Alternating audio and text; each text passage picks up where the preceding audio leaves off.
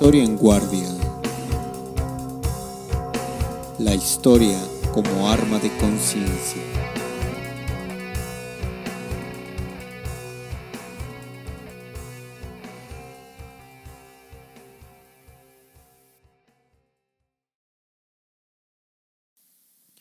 Buenas noches de este lado, buen día en general para ustedes.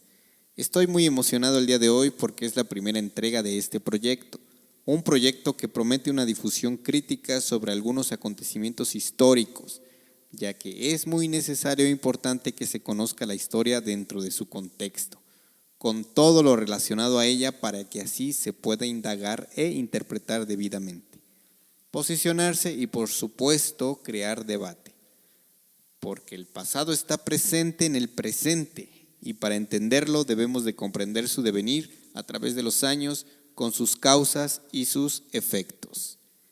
La intención de este podcast es el de contrarrestar de alguna manera a la incesante ola de desinformación, sensacionalismo, omisión y poco entendimiento de la historia que desafortunadamente es altamente replicada y expandida por la voz de los llamados desmitificadores y sus colaboradores influencers.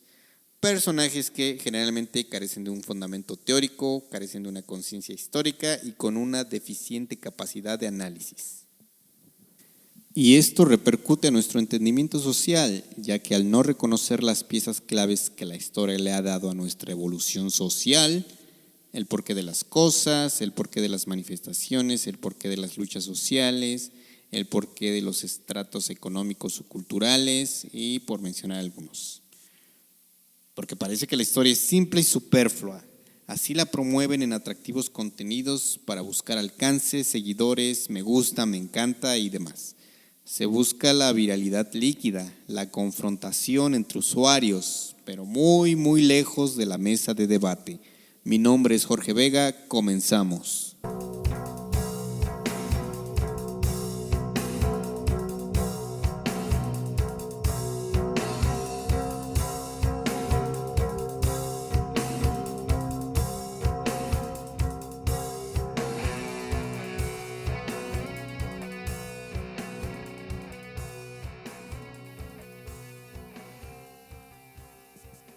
La leyenda negra de Pancho Villa. ¿De dónde salió? ¿Cómo se fue difundiendo? ¿De qué acontecimientos se fue nutriendo?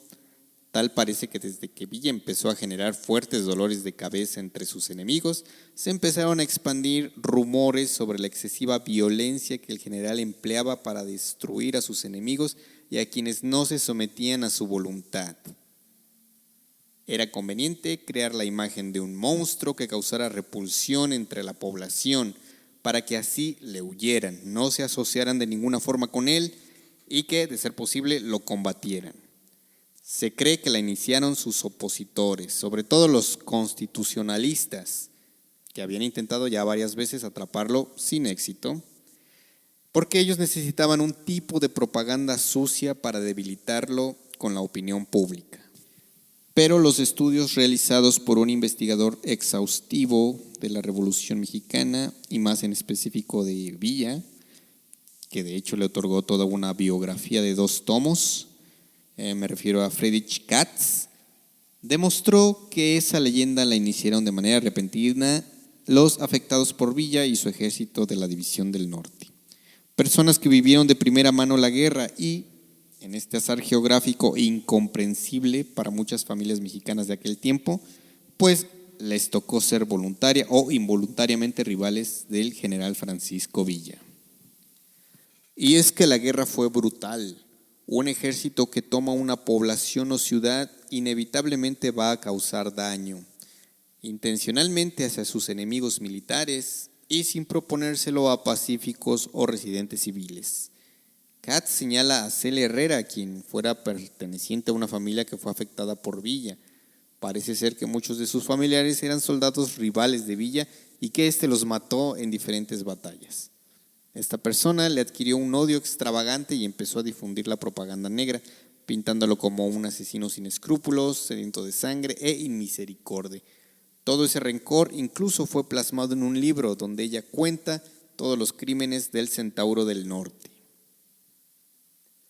Esto sin duda fue aprovechado por sus enemigos como Venustiano Carranza y Álvaro Obregón para crear esa propaganda necesaria y fomentar su desprestigio, porque el general Villa dependía del pueblo y si le apartas el pueblo se quedaría cada vez más solo y fácil de eliminar.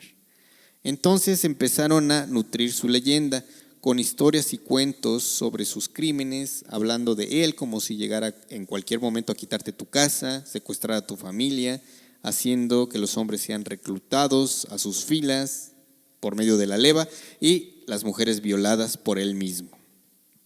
Pero olvidaron que en una lucha revolucionaria no solo se combate con armas, sino con palabras.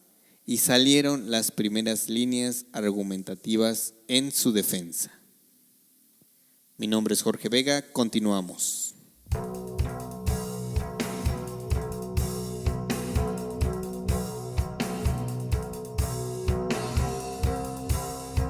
Historia en guardia. La historia como arma de conciencia.